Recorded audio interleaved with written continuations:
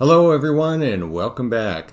This is Database Applications, MIS103. It's Review 1 that started on page 45 of your textbook.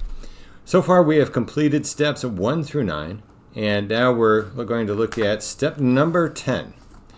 Now, in order to begin step number 10, please look at your navigation pane on the left-hand side of your screen. You should have selected the supplier table. All right, make sure you selected the supplier table in order to get this thing started.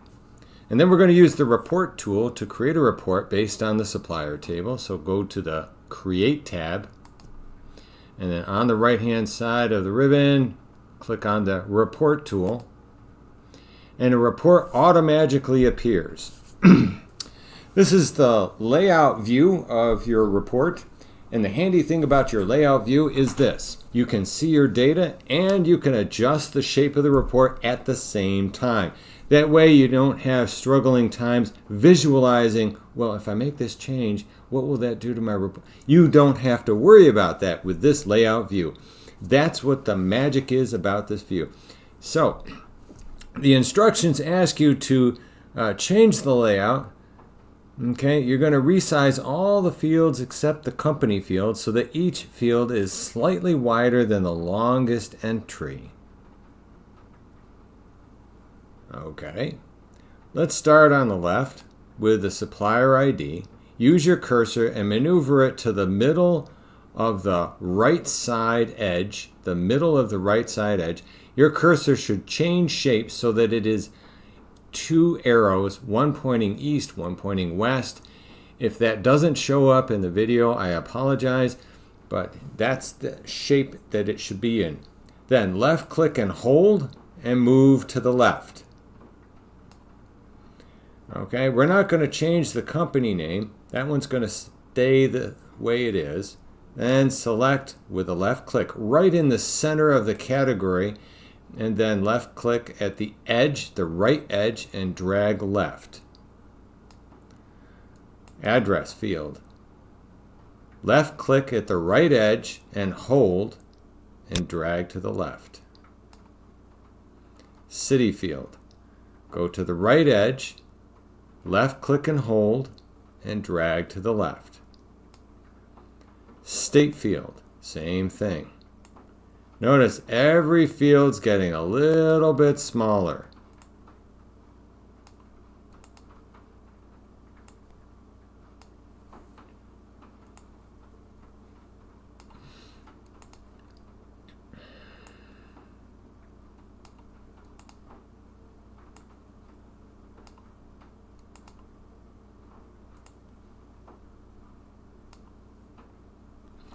Go to the bottom of the page. Grab the page 1 of 1. This is a little more fun than you can know.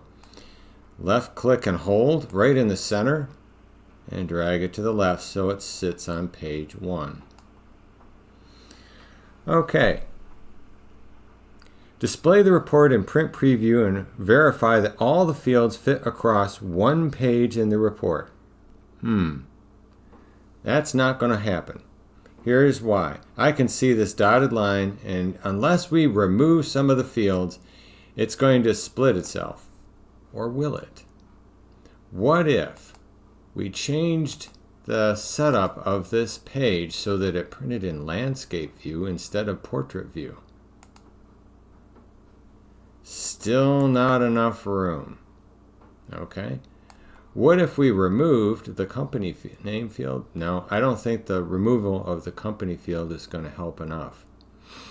Let's see. What can we take out? Let's trade the street address. Select the address field, hold the control key down and the address field's header label, and then press the delete button on your keyboard. And you may have to do this twice to free up the space. Now does it fill up? Yep. It all fits on one page. Going to the bottom left-hand corner of your page, notice that the number 20 looks a little truncated, like somebody cut them off at the knees. The same technique we use to shrink up the fields in a horizontal view. We can also expand in a vertical view. So click that counter right in the center. Left click and hold the bottom edge of the counter field just enough to expand it so that the whole number 20 shows up. Okay. Right click and save and call this one Supplier Details. Supplier Details.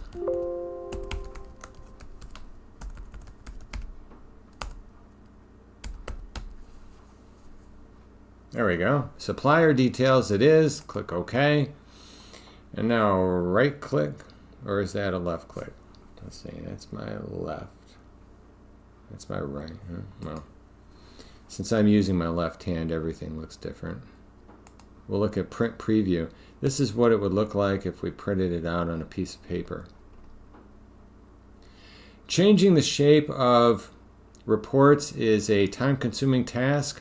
Please don't underestimate that when you start planning about the amount of time you're going to use in order to do your homework. That's all for review 1. So we're going to close the print preview, and the very last thing we do is close this guy, and then we're going to use the database tools. And where's that compact and repair command? Right here. Left click the compact and repair command, and then close your application. Please upload it to Google Classroom before the end of class, and I'll see you next time.